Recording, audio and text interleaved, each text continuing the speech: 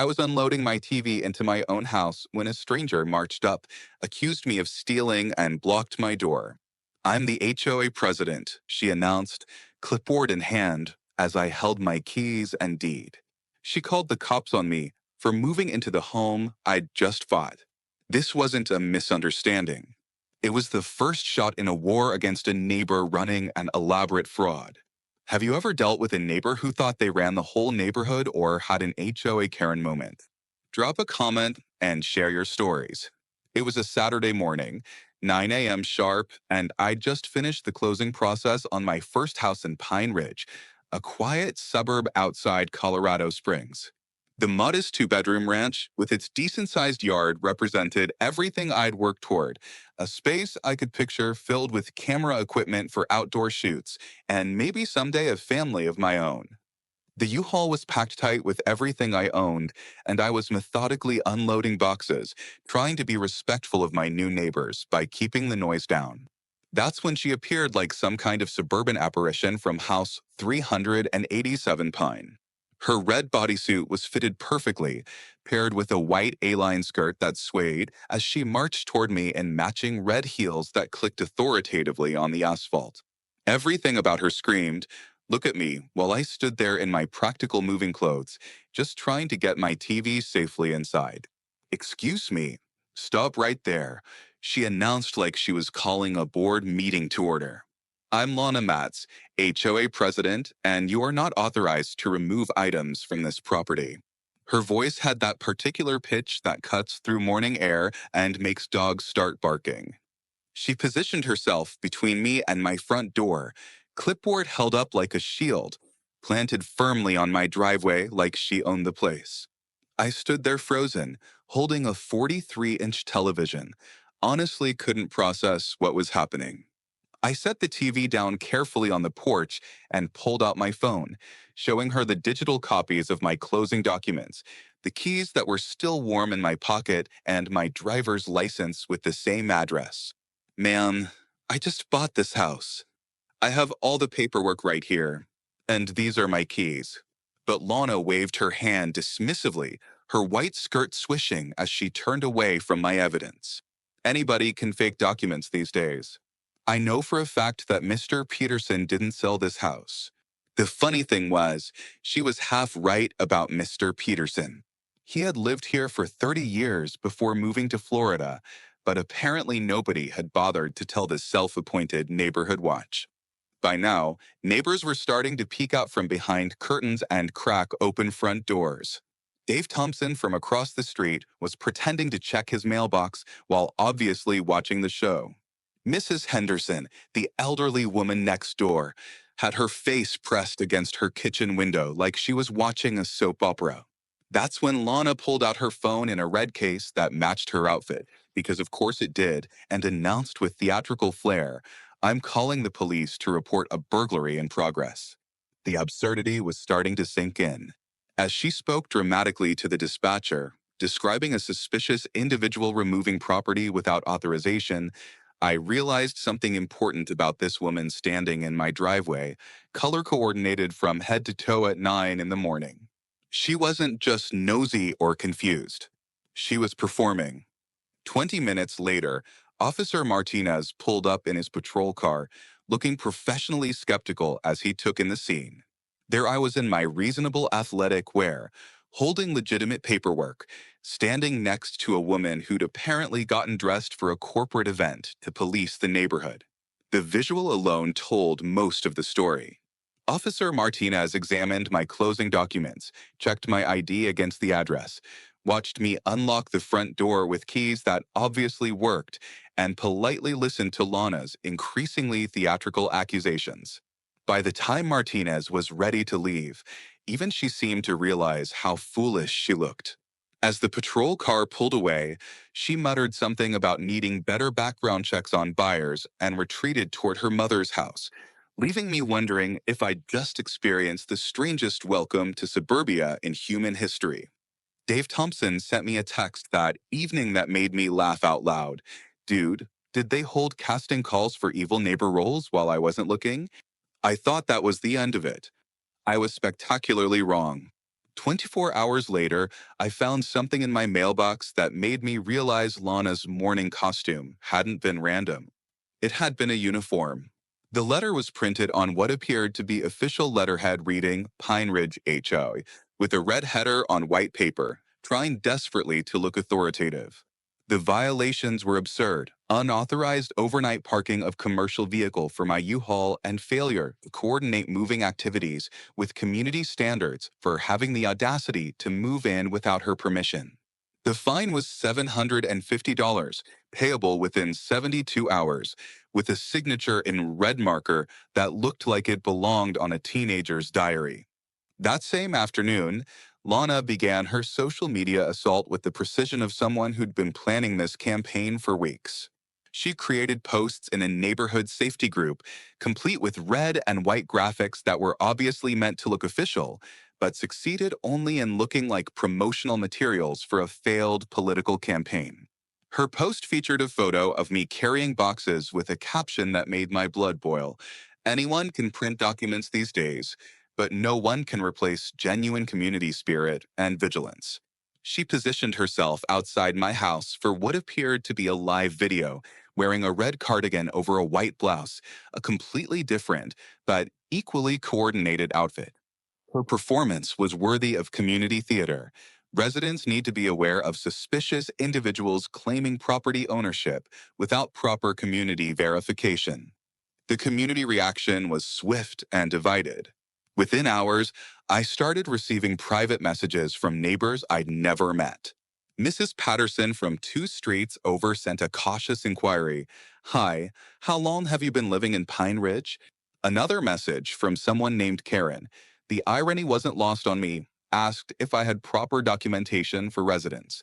These weren't hostile messages, but they carried an undertone of suspicion that made me realize Lana's campaign was working. She'd managed to make normal neighbors question whether their new resident was legitimate, all while wearing costumes that should have been the first red flag about her credibility. Mrs. Henderson knocked softly on my door that evening, looking around nervously like she was conducting a covert operation.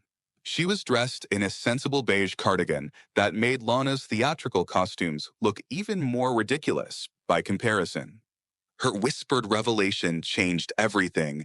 Honey, there's no HOA here. There never has been.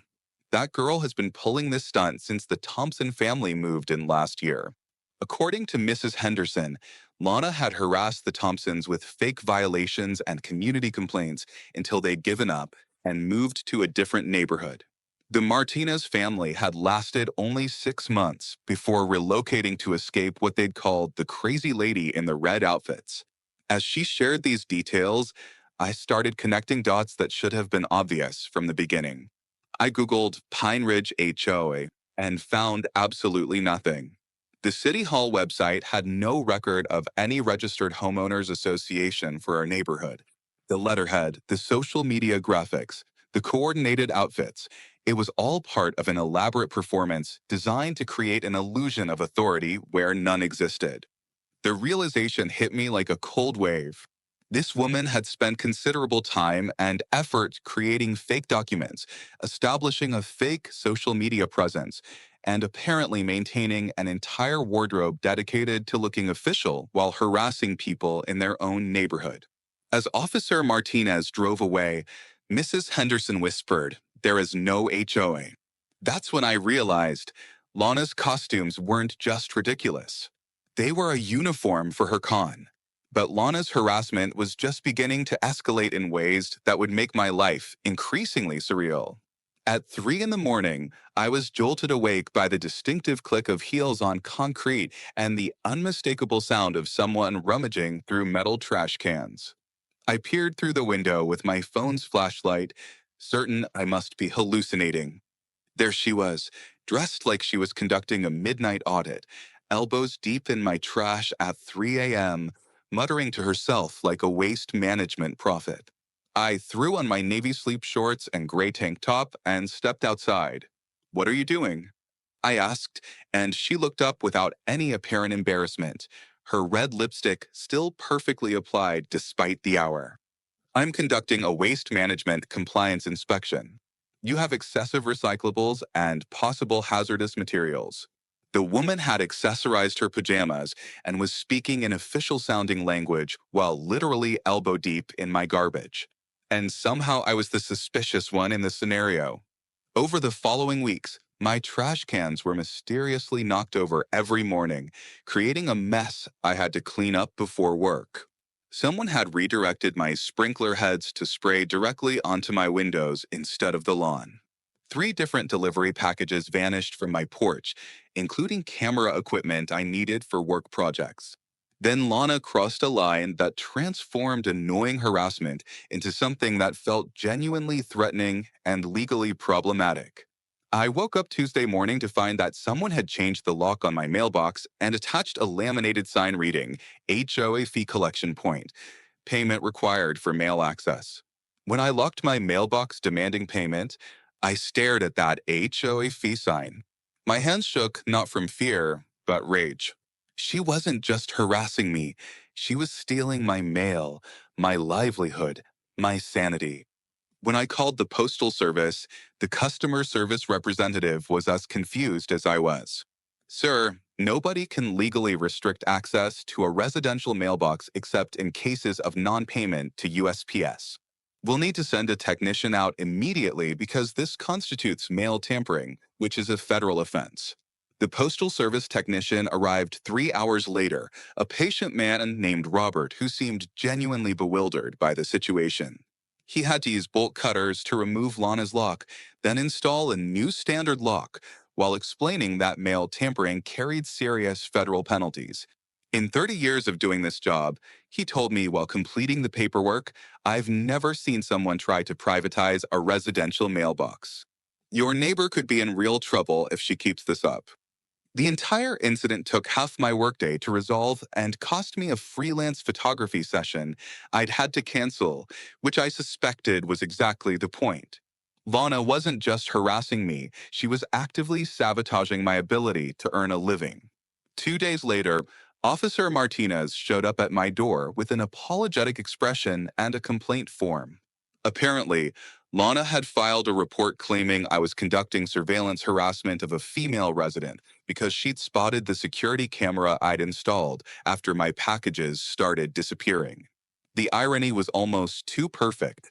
The woman who'd been photographing my house from multiple angles, measuring my grass with rulers, and going through my trash in the middle of the night was now claiming that I was the one conducting inappropriate surveillance. By week 3, the red blazer meant fake violation incoming, white skirt, social media attack. Her wardrobe was a war manual. Officer Martinez was professional but thorough, examining my camera setup and the footage it had captured. When he saw the recordings of Lana's 3 a.m. trash inspections, her measurement activities in full business attire, and her systematic documentation of my property, his expression shifted from concern to barely contained amusement. Sir, he said carefully, I think you might want to consider documenting these interactions more thoroughly. This appears to be part of a pattern of harassment that could escalate further. He was right. Lana wasn't just being annoying anymore. She was actively trying to criminalize my normal responses to her abnormal behavior. That evening, Dave Thompson appeared at my door with a USB drive labeled HOA Evidence Season 1 in his neat handwriting. Dude, he said, grinning like he'd just solved a murder mystery. You need to see what I've been recording from my office window. The footage was incredible, hours of Lana's elaborate performances captured from across the street, including several instances where she'd been talking to herself while conducting her inspections. There was video of her setting up what appeared to be photo shoots of my house, complete with multiple outfit changes and different clipboard accessories. Most damning was footage of her practicing her authority voice while standing in my driveway, apparently rehearsing confrontations that hadn't happened yet. After weeks of living like I was under surveillance by the world's most overdressed private investigator, I decided to treat this situation like the professional problem it had become. My home office, once a peaceful space for editing engagement photos, had transformed into a full-blown war room. The first step was creating a comprehensive timeline of Lana's activities, complete with photos of her various outfit choices correlating with specific harassment incidents. The pattern was remarkable. She'd essentially created a uniform system for different types of neighborhood terrorism. Her outfits weren't just coordinated, they were coded. But more importantly, I was building a case that this wasn't random harassment. It was organized, premeditated, and designed to drive me out of the neighborhood, just like she'd done to previous residents. My investigation revealed details that transformed my understanding of who I was dealing with. Lana Matz, age 29, had been unemployed for 18 months after leaving what appeared to be a retail management position under circumstances that involved multiple complaints about inappropriate exercise of authority. She lived with her mother at 387 Pine Street in a relationship that social media posts suggested was increasingly strained. Her LinkedIn profile was full of vague references to community leadership and neighborhood improvement initiatives, which I now understood meant systematically harassing people until they moved away. The woman had turned being unemployed into a full-time career in suburban authoritarianism. Mrs. Henderson became my most valuable intelligence source, providing crucial background that revealed the true scope of Lana's systematic destruction of families. The Thompson family hadn't just been harassed, they'd been financially devastated. According to Mrs. Henderson, Lana had filed false complaints with the city about unpermitted construction that had cost the Thompsons over $2,000 in unnecessary inspections and legal fees. She claimed they built their deck without permits, Mrs. Henderson explained. But the permits were perfectly valid. By the time they proved it, they'd already spent their vacation money on lawyers. The stress had been so severe that Mrs. Thompson had developed anxiety attacks, and they'd eventually sold their house at $15,000 below market value just to escape Lana's campaign. The Martinez family story was even worse. Lana had somehow convinced their mortgage company that they were operating an illegal business from their home because Mr. Martinez occasionally met clients there for his accounting practice. The resulting investigation had nearly cost them their home loan. They lost 3 months of sleep and probably 5 years off their lives, Mrs. Henderson said sadly. And all because that woman decided she didn't like having neighbors who worked from home. A consultation with my college roommate, who'd become a lawyer, revealed that impersonating a homeowners association constituted fraud in Colorado, while her systematic harassment campaign could potentially escalate to criminal stalking charges. More importantly, he explained that her fake violation notices and fraudulent fine demands were textbook examples of consumer fraud, especially if she'd been collecting money from residents who didn't know enough about property law to challenge her authority. If she's been systematically defrauding multiple families, he said, this could be a federal case. 3 weeks into what I was privately calling the Lana Show, she announced her master performance, a community meeting at the Pine Ridge Community Center to address ongoing safety concerns and property management issues. The promotional materials were classic Lana, red text on white backgrounds, official-looking headers that had probably taken hours to design, and language that suggested she was convening the United Nations rather than complaining about her neighbor's trash can placement. Thursday evening at 7 p.m., I walked into a community center meeting room where 18 neighbors had gathered, most dressed casually for what they expected to be an informal neighborhood discussion. Then Lana made her entrance, and I had to give her credit for commitment to the performance. She'd chosen a show-stopping red cocktail dress with a white blazer, accessorized with a small portable speaker that began playing what sounded like corporate presentation music. Her table display was a masterpiece of theatrical excess. Red folders arranged in perfect rows, white laptop positioned just so, and an actual small vase containing red and white flowers that she'd apparently brought from home. Her PowerPoint presentation was an assault on both logic and visual comfort. Red backgrounds with white text created combinations that were literally painful to read, while slides packed with amateur photography and clip art made my eyes water. That's when I politely asked if I could respond to these allegations, and Lana's performance hit its first snag. I'd brought my laptop and a folder of actual evidence, dressed like someone who belonged in a serious discussion rather than a costume party. When I connected to the projector and replaced her carnival show with clean, professional presentations, the difference was like switching from a circus to a documentary. I clicked to slide 2. Exhibit A, 3 a.m. trash inspection. The room gasped. Slide 3. Exhibit B, mailbox tampering, a federal crime. Her red heels clicked backward like a retreat signal.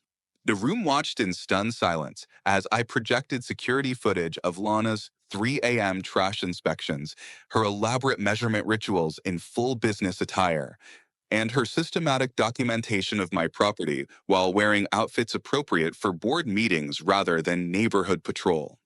But the most dramatic moment came when I showed Dave Thompson's footage of Lana practicing her authority voice while standing in my driveway, apparently rehearsing confrontations with an imaginary opponent. I could feel the room's energy shift as neighbors realized they'd been watching someone who wasn't just overzealous about community standards. She was actively performing an elaborate fiction. The turning point came when I showed the side-by-side comparison of Lana's fake letterhead with its obvious design flaws and a genuine city document with proper legal formatting. "Oh my God," Sandra said quietly. I actually believed her when she said my fence was too high. I almost paid for a survey I didn't need. The revelation that Sandra had also been targeted by Lana's fake authority created a ripple effect through the room. Other neighbors started sharing their own encounters, suspicious letters they'd received, warnings about violations that had made them second guess their own property maintenance, social media posts that had made them feel unwelcome in their own neighborhood. Lana's meltdown was as theatrical as everything else she'd done. She pulled red tissues from her white purse to dab at tears that matched her lipstick, her white blazer flapping as she accused me of photoshopping everything and being dangerous to the community. But her protest sounded increasingly desperate as neighbors started asking pointed questions about the fake documents, the non-existent HOA, and why she'd been conducting surveillance of multiple properties while dressed like she was attending charity galas. Officer Martinez's arrival, responding to my earlier invitation, provided the final reality check.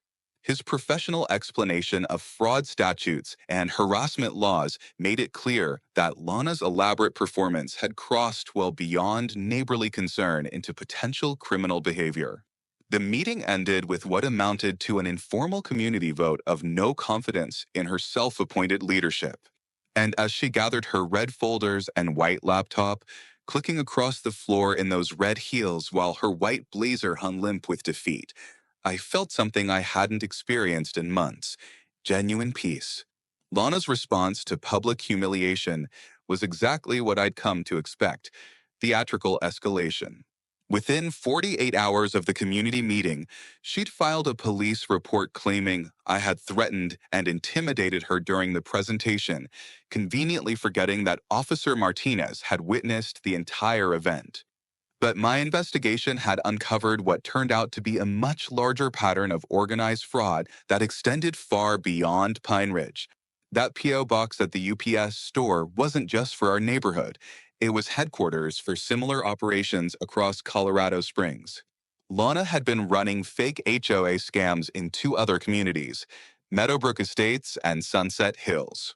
Her methodology was consistent across all three locations: establish fake authority through professional-looking documents, target new residents who were unfamiliar with local regulations, and collect fraudulent fines from people who assumed her claims were legitimate. In Meadowbrook Estates alone, she collected over $1,200 from 6 different families who'd paid her fake architectural review fees rather than challenge what they thought was legitimate HOA authority. The Sunset Hills operation was even more sophisticated and lucrative. Lana had convinced residents that they needed to pay community improvement assessments ranging from $50 to $200 per household, supposedly for neighborhood beautification projects that never materialized. Over 8 months, she collected nearly $2,000 from families who trusted her official-looking letterhead and professional presentation style. The total across all three communities was staggering, over $4,500 in fraudulent collections, not counting the additional thousands that families like the Thompsons and Martinez had spent on legal fees and unnecessary inspections caused by her false complaints to city offices. When Channel 7 News picked up the story, the scope of Lana's operation became clear to the entire city.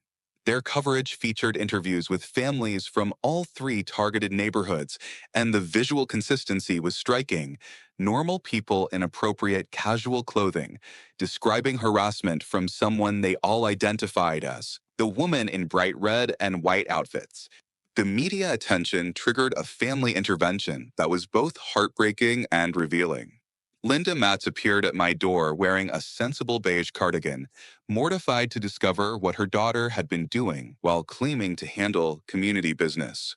The most emotional moment came during Lana's court proceedings when Mrs. Martinez, one of the families who'd been driven from Pine Ridge, encountered Linda in the courthouse hallway. I watched from across the room as Mrs. Martinez quietly told Linda about the months of anxiety attacks her family had endured, the near loss of their home loan, and the therapy their youngest daughter still needed because she developed a fear of authority figures after watching her parents struggle with Lana's harassment campaign. I thought I was raising a daughter who cared about community, Linda whispered to Mrs. Martinez. I had no idea she was destroying families. The legal consequences were comprehensive and swift.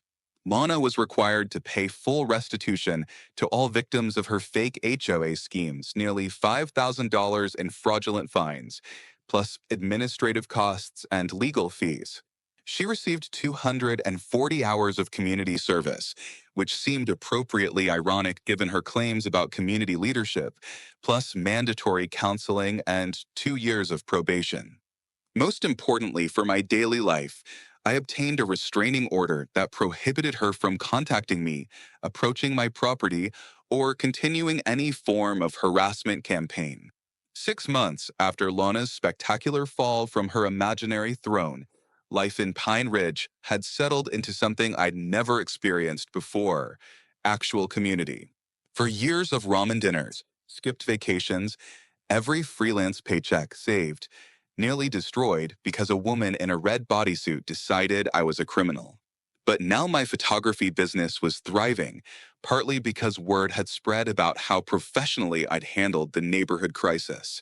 Neighbors who'd been distant during Lana's reign of theatrical terror had become genuinely friendly, united by the shared experience of discovering they'd all been manipulated by someone in costume. My symbolic victory came in the form of a woodworking project that perfectly captured the absurdity of the entire experience. Using skills I'd picked up during college, I hand-carved a wooden sign reading HOA Free Zone in letters deep enough to last for decades. The HOA Free Zone sign isn't just wood. It's a middle finger to performative authority. Real community? It's built by neighbors who ask if you need help moving a TV, not ones who call the cops when you do. The installation ceremony became an impromptu neighborhood gathering with over a dozen residents showing up in comfortable casual wear to watch me mount the sign next to my front door. As I drove the final nail into place, I caught Mrs. Henderson's eye and saw something I'd never seen during those first chaotic months: a genuine, relaxed smile that told me we'd all finally found peace. You know, she said softly, this is the first time in 2 years I've seen this many neighbors together without someone trying to tell us what we're doing wrong. The neighborhood barbecue I hosted that summer was everything Lana's community meeting had pretended to be: an actual gathering of people who genuinely cared about their shared space. Dave brought his famous potato salad and stories about his kids' soccer season. Mrs. Patterson contributed homemade coleslaw and sheepish admission that she'd been so worried about property values that she'd forgotten about human values. During the war, Mrs. Henderson told us, as we sat around my backyard fire pit, my mother used to say that the worst thing about bad neighbors wasn't the noise or the mess. It was how they made you forget what good neighbors looked like. She gestured around the circle at all of us, relaxed and laughing in the evening light. She said that healing a community after someone toxic leaves isn't about forgetting what happened. It's about remembering who you really are when you're not being attacked. Even in victory, I maintained a small reminder of vigilance that reflected how the experience had changed me. My Ring doorbell still recorded activity, capturing the ordinary rhythm of suburban life: delivery drivers, neighbors walking dogs, kids riding bikes. No more red and white figure lurking in the background with measuring tools and clipboards. Mana herself had become something of a local ghost story, occasionally spotted walking quickly past community gatherings while still wearing her signature red and white combinations, now clearly trying to avoid attention rather than attract it. Her mother had given her an ultimatum about finding legitimate employment and attending therapy sessions, and Linda Matz had become a regular presence at neighborhood events. The quiet dignity with which Linda handled her daughter's legacy served as a counterpoint to the theatrical chaos Lana had created, reminding us all that family members of difficult people often suffer just as much as their targets. As autumn arrived and I settled into my second year in Pine Ridge, I reflected on what the whole experience had taught me about authority, community, and the difference between earning respect and demanding it. Lana's elaborate red and white performances had failed not because her costumes weren't convincing enough, but because actual community leadership comes from serving others rather than controlling them. Her dramatic rise and fall had been entirely self-created, a one-woman theater production that had entertained no one and helped nobody, but had ultimately brought the rest of us closer together through shared adversity. The lesson was both simple and profound. Cheap authority crumbles when it meets someone who knows how to read the law, but more importantly, genuine community emerges when people choose to support each other instead of tearing each other down. Lana's theatrical uniforms, fake letterhead, and elaborate presentations had been impressive theater, but they couldn't survive contact with actual facts, real documentation, and neighbors who decided to work together instead of being divided by manufactured drama. As I looked at my HOA free zone sign catching the afternoon sun, I smiled at the reminder that sometimes the best community organizing happens when people simply decide to live like good neighbors instead of playing dress up games with imaginary power. The sign had become something of a neighborhood landmark, a symbol not just of my victory over harassment, but of our collective decision to choose cooperation over control, authenticity over performance, and genuine community over theatrical authority.